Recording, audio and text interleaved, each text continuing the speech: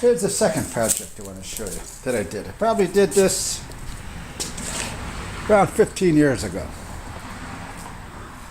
This is my garage floor. Now my garage floor, concrete floor, it was all pitted from the salt, road salt, and everything else. I priced in cost of one of them stone floors that they put in, the epoxy floors, and I said no. So what it is I picked up a whole bunch of these 12 by 12 tiles, and I'm having in notes what they are. But I mean, you can get these at discount places, things, whatever. You know. Now, what I did on this to make this, I figured to make this work, I went ahead and the floor was clean, you know, no paint, grit. I cleaned it all off. Then I used the mud that they recommended and mudded all of these tiles down. As you trowel it down, and I set all of these tiles down. The thing that I did different though was, once they were all, you know, after 2-3 days glued down, I took my skill saw with a thin blade, masonry blade, and I cut a notch in between each one of these tiles, all the way across, and all the way the other way. I cut it down just to the concrete, so that's just through the depth of the tile. Then I went ahead, and there's a self-leveling silicone type thing that I had bought, and I shot that in between. You can see that in between. Now, why did I do that? Well, I worked at a hospital, and we had these tile down at a hospital, 6 by 6 tile, in the kitchen, and they were all epoxied together tight. So the grout was an epoxy, and if you had dumped hot water on that floor, you would buckle it. The tiles would pop up 1/4 of an inch in an area, and then they would break and everything else. So from then on, when we replaced the tile, we never used the epoxy. We would use regular sand grout, and that seemed like it held up better.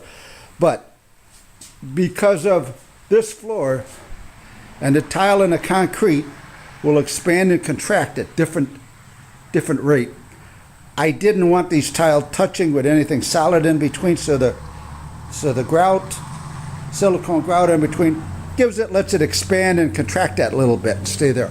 And these floors, like I say, this had to do this one 15 years ago or better. Now, the only additional thing I did was, I was a little afraid that, I don't know where you can see this, but right at the edge of the tiles, when you drive in, I got some aluminum strips that was just that thick, and I set a bevel the edge and I attached that down. So when I come in with the car, I'm hitting that edge, I'm not hitting a tile. Now, for all this time, 15 years, look at the floor. The car on it, no problem. It snows up here, you come in with the wet shoes. I mean, this isn't a high glaze on here, so we don't slip. It's not a problem. Now, one thing I want to show you, I got this aluminum plate here. And what's the plate for? Well, what happened is, well, before the grandkid stuff, I had my boat here, and I used to park my boat in here. And that's right where the boat would just fit in. It had an 18-footer.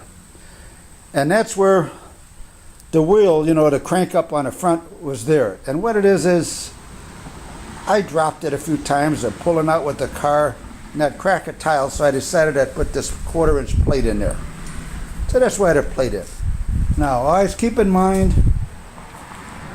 when you order these tile, get 5 or 6 extra and keep them, because what happened, I had to replace one of these tiles over in here. Now what happens, when I was changing the front rotors on the car, I dropped one of the damn rotors and crapped the tile. So keep, you know, there's nothing to pop up. You just break it out and you can pop up one of these if it breaks. But as far as that goes, from other than dropping that rotor, Here's another where I dropped something on it, but that's just the one. Other than that, cars are sitting on here and cars are sitting on the other side and they're still in good shape. All right, that's that project.